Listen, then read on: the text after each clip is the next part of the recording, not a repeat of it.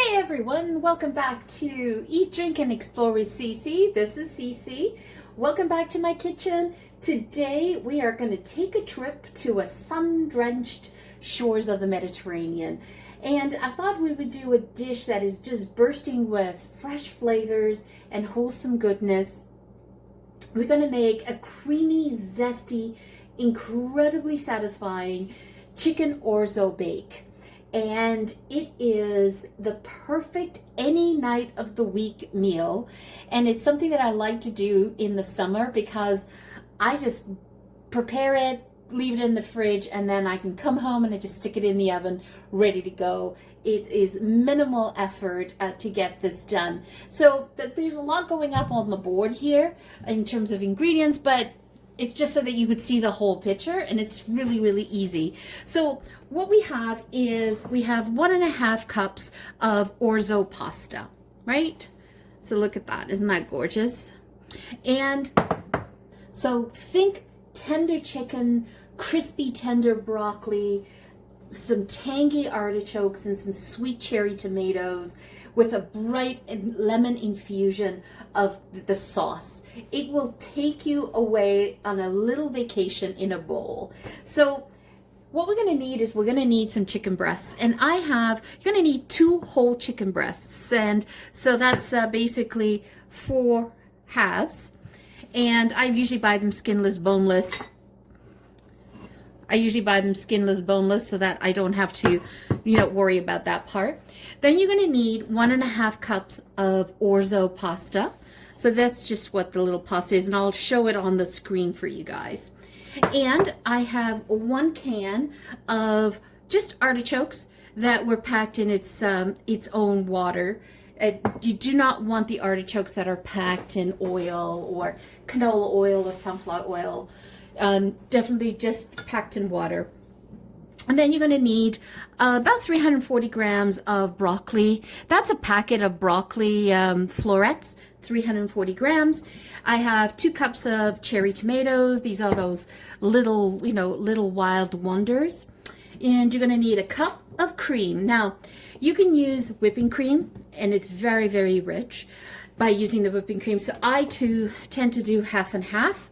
I compromise on that. And then I've got a mixture of cheeses here. So I have shredded Parmesan. I have Italiano shredded, which is a mixture of provolone, mozzarella, Emmenthal, and it has a really great stringy melty point. And then I've got some feta that I'm going to mix in with it. And this might look like a lot of garlic, but it'll melt into the dish, and it's just enough. So that is actually 6 garlic cloves that I just minced up. And you're going to need half a teaspoon of garlic powder, half a teaspoon of onion powder, salt and pepper to taste, and we're going to need a zest of 1 lemon, and I just squeeze some freshly squeezed lemon juice here. You're going to need about 2 tablespoons of that, and you're going to need 3 cups of chicken stock and extra virgin olive oil. That's basically it. Very simple, but when these things come together, the flavor component is out of this world. That's the only way I can describe it. Now let's clear the board so I can show you what I'm going to do with the chicken.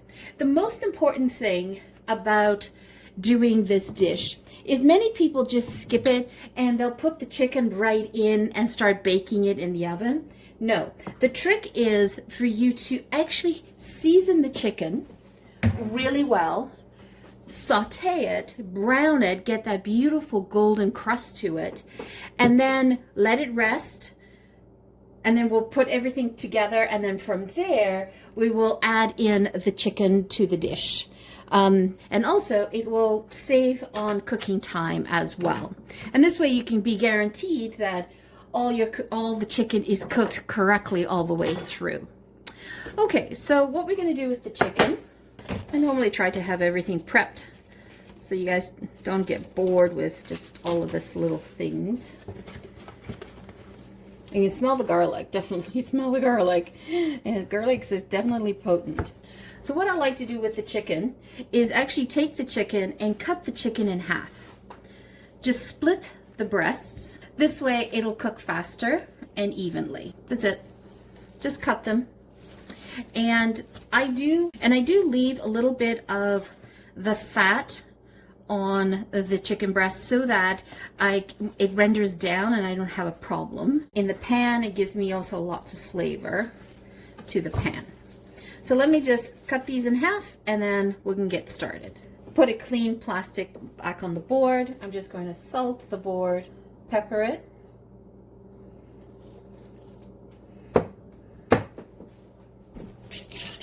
And then I'm going to use my homemade Italian seasoning that I made on one of the previous videos. Add that to the board.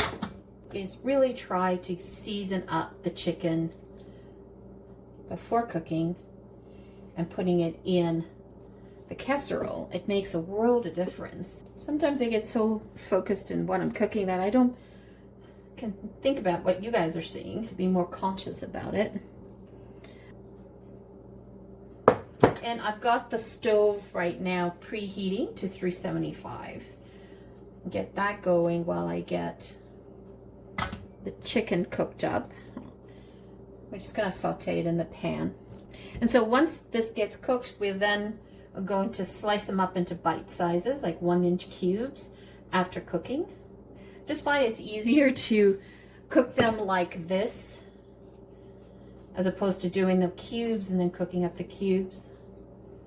So quite generous. So this will be most of the seasoning that we add. All right, let's move over to the stove and get this quickly sauteed. Okay, I put a splash of olive oil in. Then I put a little bit of butter in with the olive oil. Perfect.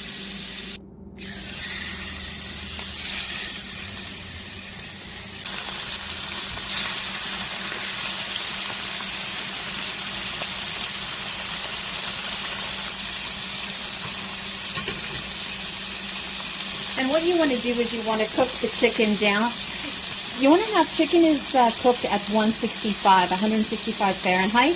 But I'm going to cook this for about 161 because it'll just finish cooking once it's in the oven, right? We don't want to overcook it.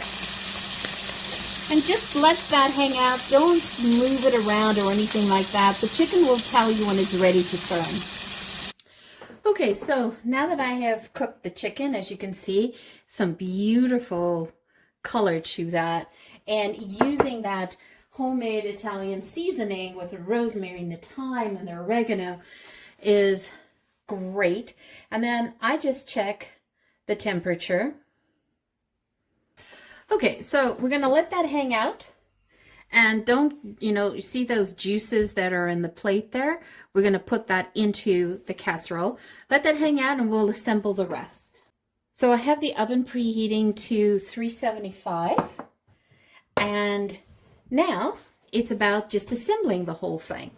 It's really that simple. So we're going to take our chicken stock.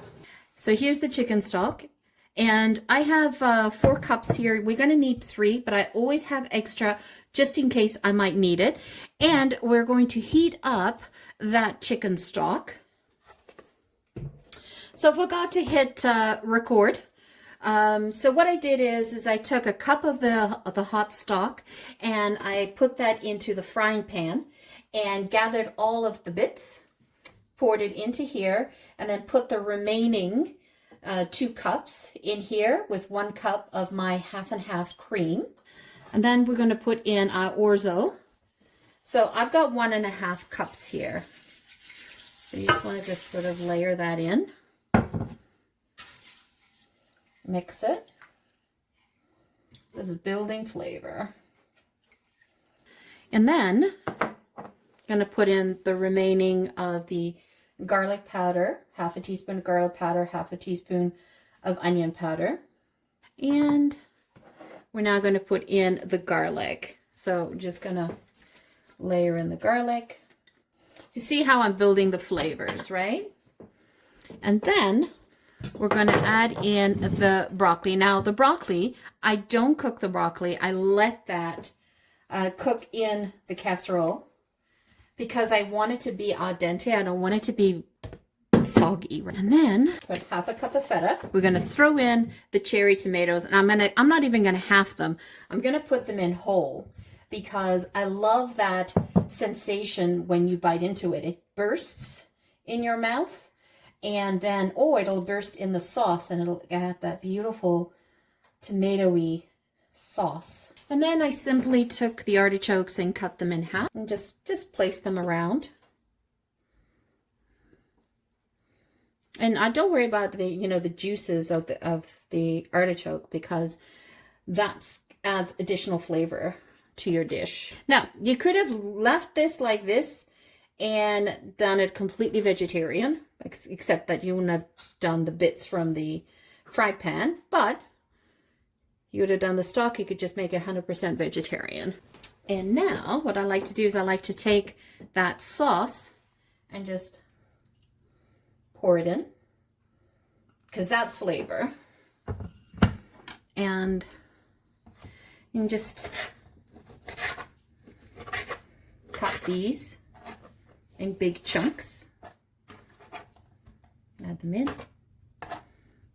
I like my casseroles to have, if I'm going to put chicken in it, I want to be a substantial amount of chicken in it. So there's that ratio, right? Now, if you didn't have time of cooking your chicken, you could literally go out and buy a rotisserie chicken and just shred that up and add it to the dish. That's another way of doing it. But I basically cook this to about 160, 161, and it'll finish baking in the oven altogether. Every time I make this, it's like, when are you making it next? It's usually the request. It's so comforting. This actually is great for a meal prep as well, because it will last in the fridge for like 4 or 5 days. So if it lasts that long, who knows, right? And just seasoning the chicken and browning it like this adds a whole level of flavor dimension to the dish that you otherwise wouldn't get in a normal like casserole if you just took the cooked chicken and added it in. And just a little hack: if you are buying the rotisserie chicken, I would recommend you shred it up, saute that a little bit in the fry pan before adding it to the casserole. Okay, so what I like to do now, and this is just personalization, right? I like to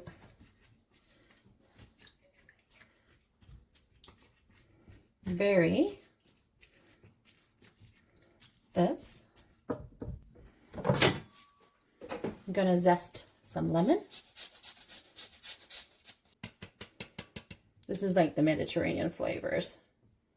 So I did 1 layer of the feta cheese, and then we'll do the Parmesan and the Italiano shredded cheese on top here.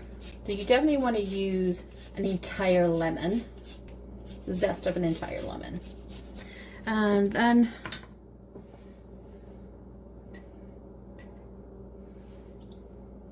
two tablespoons of freshly squeezed lemon juice. And then I put a little bit of the seasoning that I made. This is it's an Italian inspired seasoning, and I will link the video where I made it on the card so you guys can see that. Then I take some Parmesan cheese. Oops, sorry, my mistake. Got it. Just get it in there a little bit more. Just mix it around so we can get the lemon into the sauce. And also, by heating up your stock, you're giving it a head start to have the perfect pasta. And as you can see, I definitely need 4 cups. So even though, you judge it a little bit. And I'm putting a half cup of additional cream, because I want it to be saucy, right? And then we're gonna put some Parmesan cheese on top. And I like to do first the layer of Parmesan cheese because that'll add flavor to the casserole immediately, and then the Italiano on the top because that's the melty aspect. Get that nice meltiness on top. This will become a family favorite, guaranteed. Okay. You add as much as you want. It's really up to you. So we're going to put it in the oven at 375, put it in the middle rack, and you want to check it around 40 minutes. And usually you can tell, just stick a spoon in and then taste the pasta, the orzo pasta, because every orzo pasta is different. Some cook faster than others, but orzo pasta tends to traditionally cook faster, and we did help it along by heating up the chicken stock. All right, so can't help myself, can I? Look at this. Ooh. All right, let's add that in. Bon appetit! Look at that. Doesn't that just look fabulous? Wow, look at that. Move that in for a closer shot. Ooh, this is heavy and hot. So before you actually serve it, what you want to do is you want to let it rest for at least 10 minutes, just so that all the liquid can reabsorb back into the casserole. And so now let's give this a try.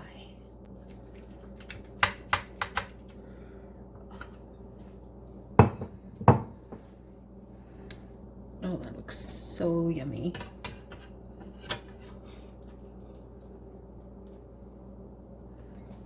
Look at that.